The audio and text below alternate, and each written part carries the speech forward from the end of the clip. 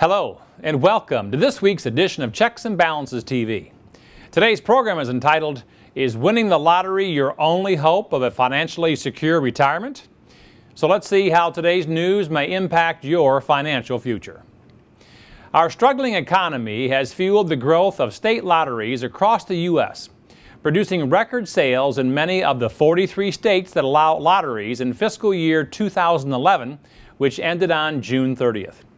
The Illinois lottery enjoyed its 9th consecutive record-breaking year, generating nearly $2.3 billion in sales and increased its revenue by 3% over 2010 and more than 11% since 2007. Several other states, such as Arizona, California, Colorado, Maryland, Missouri, Pennsylvania, Texas, and Virginia, also saw lottery sales increase in 2011 over 2010. Revealing that Americans may in fact see that winning the lottery is their only real shot at financial security during these extra tough economic times. Okay, so what's really going on here? Let's check the facts using our checks and balances process.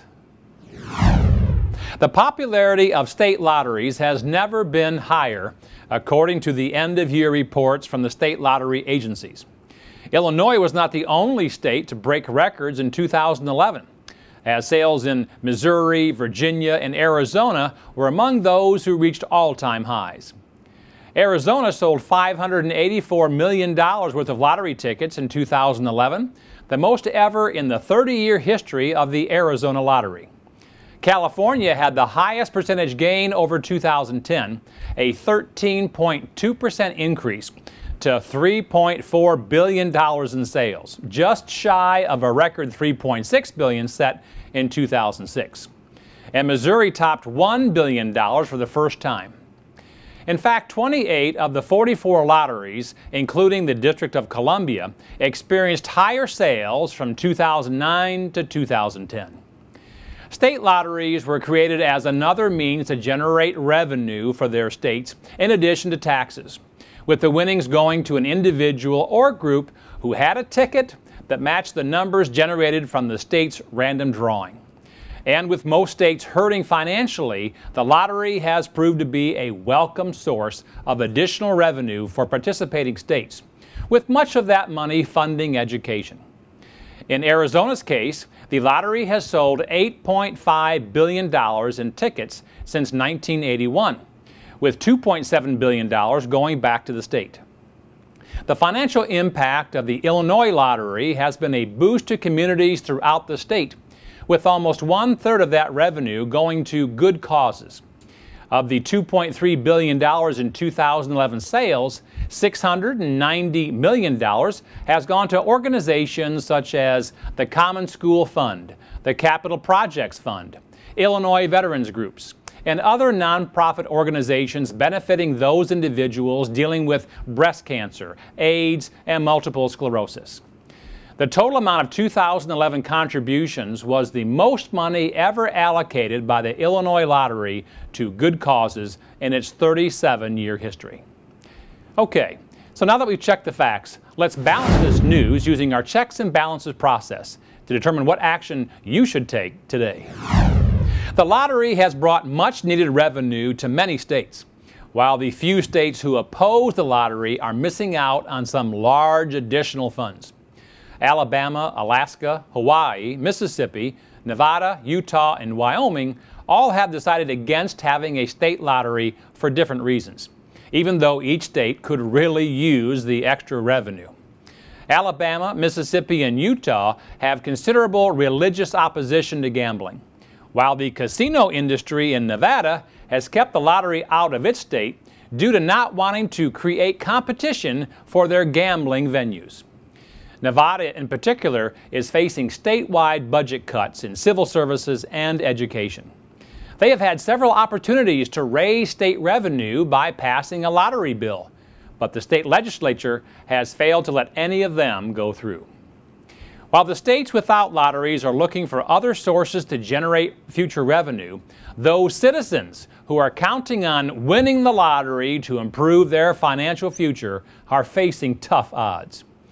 In the typical state lottery, where an individual must match all 6 numbers correctly, the odds of winning the grand prize are nearly 1 in 14 million.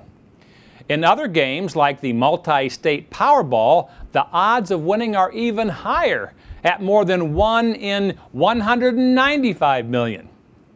In other words, if you're counting on the lottery to fund your financially secure retirement in the future, your chances of winning are almost non-existent. Scratcher tickets are another popular form of a lottery game, but the actual winning odds can be deceptive. For example, the Arizona Lottery has a $5 scratcher ticket with overall odds listed at 1 in 3.65. Sounds pretty good, doesn't it? But after reading the fine print, you will discover that most of the winners are simply getting their own money back. And we have all heard the lottery slogan many times before. That goes like this: someone's got to win, why not you? And you got to play to win. But let's be realistic here and face the truth. They're appealing to our fear and greed about our financial hopes and dreams for the future. What we all really need to do is to look ourselves in the mirror and repeat these words over and over. If we don't build it, it won't come. Again, if we don't build it, it won't come. Okay, so what's the bottom line here? You have probably heard that you are more likely to get struck by lightning than to win the lottery, and the numbers do not lie. According to the National Weather Service storm data, the odds of being struck by lightning are roughly 1 in 1 million every year. Now, you may have heard stories about someone who was lucky enough to win the lottery multiple times, but they are the rare exception, not the rule. And for those lucky few who have won the lottery, some have had quite an unhappy ending. Many of the winners have blown right through their winnings within a short period of time, some even ending up worse than before they won. For example, Jack Whittaker became famous for becoming the biggest Powerball winner of all time back in 2002. Whittaker chose the cash option on the jackpot, which was originally worth $315 million. He ended up with a lump sum of nearly $114 million after taxes. Well, Jack proceeded to lose all of the money over the next 4 years, following multiple robberies that took place and mishaps. Whittaker's sad ending had more to do with his poor decisions than bad luck, teaching all of us an important lesson: to never gamble with your financial future, and always live within your means, and get good counsel from a trusted financial advisor. This segment of CBTV is brought to you by American Equity Investment Life Insurance Company. And now for Matt's weekly financial tip, tool, or technique. The odds of winning the lottery are certainly not in your favor, but here are 6 lucky numbers you can bet on to improve your chances of a successful retirement. The first number, 10.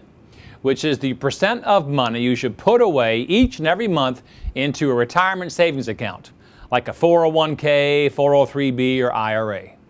The next lucky number is 8, the number of months you should have money saved for living expenses in an emergency fund, in case you ever become unemployed or suffer an unforeseen catastrophe or illness. The next lucky number is the number 1. The minimum times per year that you should review your retirement plan and consider making changes or updates. The next number is 100. Subtract your age from 100, and that's the maximum percentage that you should have in volatile or risky investments that could potentially lose money. And the next lucky number is 70 and a half, which is the age you must begin taking a required minimum distribution, also known as an RMD, from your 401k, IRA, 403b, or other qualified retirement account. And the last lucky number, believe it or not, is 0, which is the amount of debt you should have when you retire. Working hard to achieve your financial goals and planning carefully by utilizing these key numbers will prevent you from getting tempted to play any games with your retirement savings and financial security. You don't have to be lucky to win the ultimate grand prize in retirement, financial freedom. It can be yours through hard work and following a sound financial plan.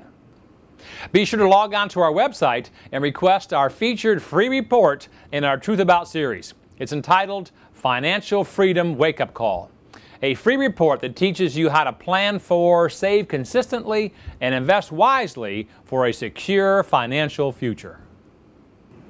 And finally, remember that only you can control your financial future. You can succeed. You just need confidence and determination. I'm Matthew J. Rettick from Checks and Balances TV. Until next week, dump debt, invest wisely, believe in yourself, and make it happen.